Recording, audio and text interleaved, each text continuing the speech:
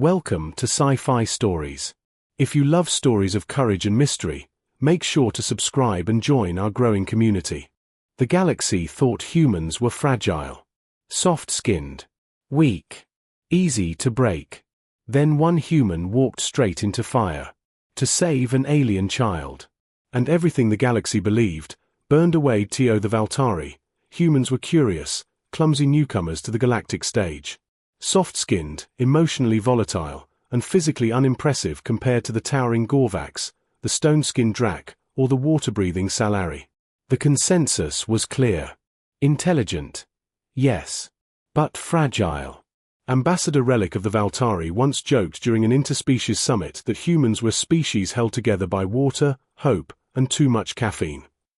He meant it as humor. He wasn't laughing anymore. It happened on Mir Station, a neutral hub orbiting the garden moon of Velum 3. Home to over 300 species, scientists, traders, students, diplomats. A place known for harmony, for safety, until the explosion. No one ever confirmed the cause. Fuel leak. Rogue AI. It didn't matter. Sector 7 caught fire.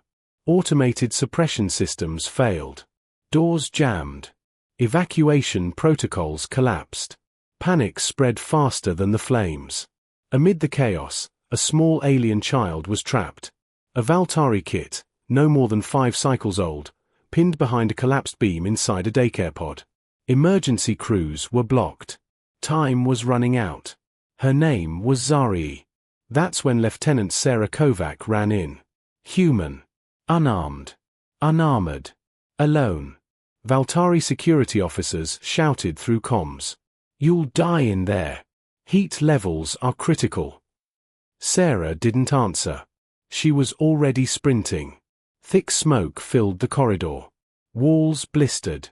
Alarms screamed.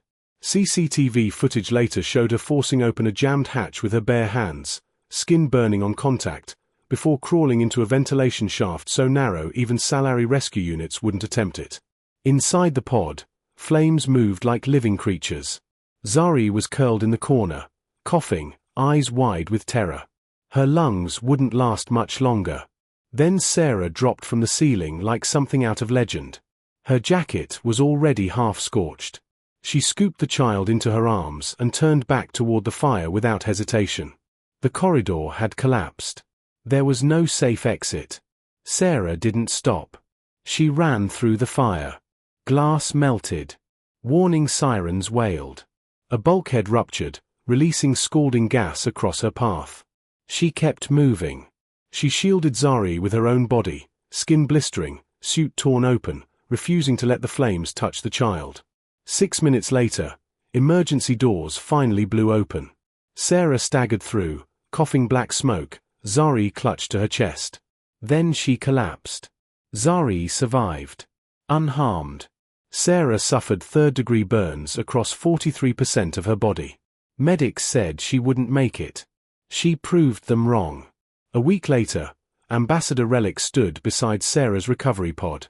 She lay unconscious, surrounded by regeneration systems, skin slowly rebuilding.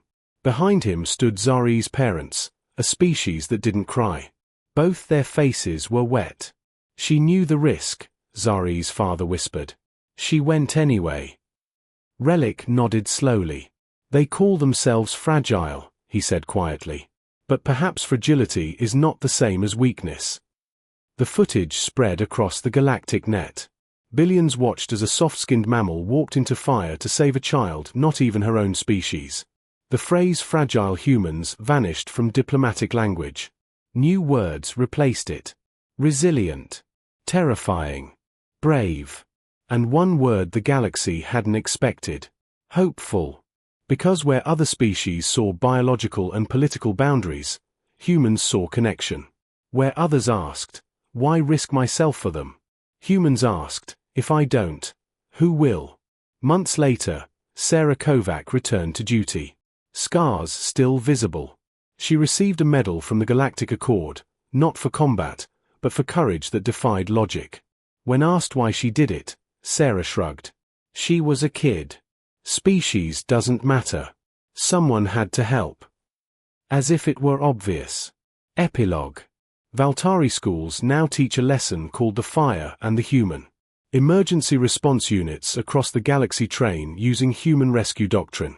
And in the plaza of Mir Station stands a statue, a human holding a small alien child.